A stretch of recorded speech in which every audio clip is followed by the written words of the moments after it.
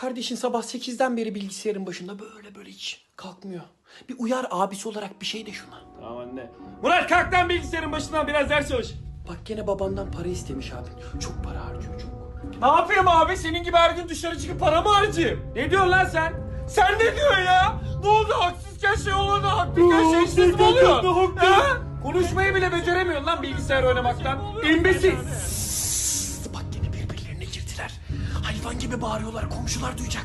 Bağırmayın şöyle it gibi. Dogfight koyuyorum adınızı, yani it dalaşı. Ben bir şey demiyorum ki baba. Annem uyar dedi diye uyardım. İsterse gebersin diye. Bak bana el kaldırıyor, bak bıçak çekti bıçak. Annene mi vuracaksın lan? Sen niye susuyorsun anne? Bizi birbirimize düşürüp tahta mı oturacaksın en sonunda?